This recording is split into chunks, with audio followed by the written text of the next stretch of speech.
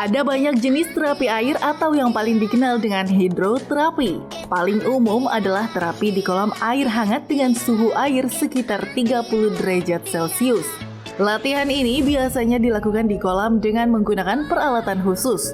Jenis hidroterapi ini memungkinkan orang untuk melatih otot dan meningkatkan detak jantung tanpa memberikan banyak tekanan pada persendian. Manfaat utama terapi air atau hidroterapi adalah meredakan gejala seperti nyeri sendi dan kekakuan.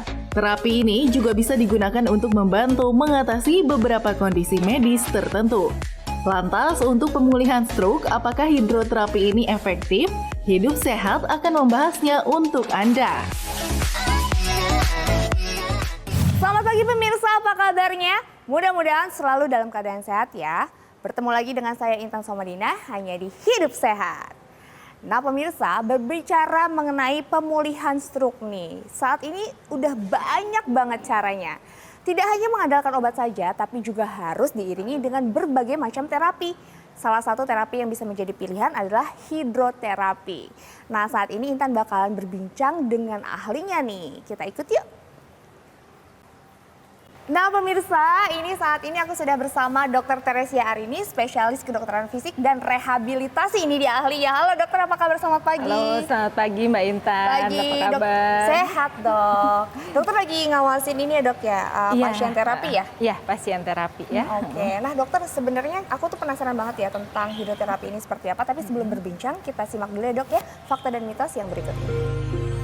Terapi stroke dilakukan untuk mengembalikan kemampuan tubuh yang sempat hilang akibat serangan stroke sekaligus meningkatkan kualitas hidup. Fakta atau mitos ya dok? Pasien stroke bisa kembali pulih, bergerak dan berbicara normal seperti sedia kala.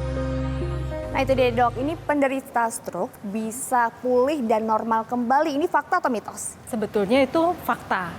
Jadi pasien stroke itu bisa untuk pulih dan kembali beraktivitas itu bisa. Cuma memang ada persentasenya ya. Persentase terbesar itu dari apa sih? Apakah dari terapi yang rutin atau apa dok? Yang terbesar itu tentu dari terapi yang rutin, lalu motivasi dari pasien sendiri. Jadi harus optimis juga ya dari pasiennya ya dok ya. Ini sebenarnya hidroterapi ini bagus dan cocok untuk pasien pasca stroke yang seperti apa dokter? Yang pertama itu pasien yang paling tidak sudah bisa pindah dari kursi roda untuk pindah ke sini, paling tidak dibantu oleh satu orang, apakah itu terapis atau dari keluarganya. Lalu stabil tekanan darah, denyut nadi, lalu saturasi oksigennya juga stabil. Dan sebetulnya yang cukup penting tuh pasien bisa komunikasi. Jadi paling tidak kalau dia merasa nyeri atau merasa tidak enak, dia bisa ngasih tahu apa, misalnya kasih tanda seperti itu. Dan yang keempat adalah pasien bisa menahan buang air besar atau buang air kecil sehingga pada saat di kolam itu sudah bersih. Gitu. Nah oke dok, ini biasanya pasien yang melakukan terapi ini tuh tingkat kemajuannya tuh seperti apa dokter? Nah biasanya dalam 1 bulan itu sudah mulai ada perubahan.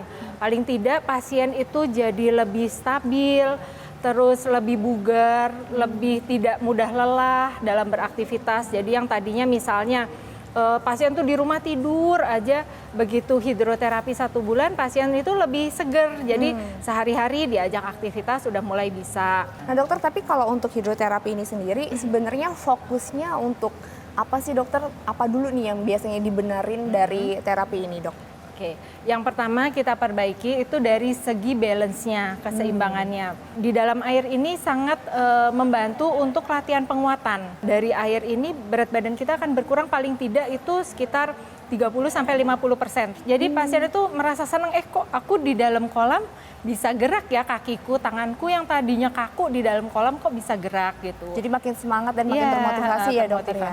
Ada lagi dok yang disasar dengan terapi ini? Dengan adanya gaya hidrostatik dari air, itu adanya bengkak-bengkak di kaki itu bisa jadi lebih berkurang karena aliran darah lebih baik. Jadi gerakannya lebih ringan, terus pasien juga merasa lebih fit ya. Nah dokter, ini sebenarnya masih banyak pertanyaan, tapi kita lihat dulu ya dok ya, fakta dan mitos yang kedua ini dia. Stroke dapat menyebabkan berbagai kondisi, antara lain kematian jaringan otak, melemahnya tendon otot, dan hilangnya rasa pada anggota tubuh tertentu. Setelah menjalani pemulihan, ada anggapan pengobatan dan terapi stroke bisa dihentikan jika gejala sudah menghilang. Itu fakta atau mitos ya, Dok?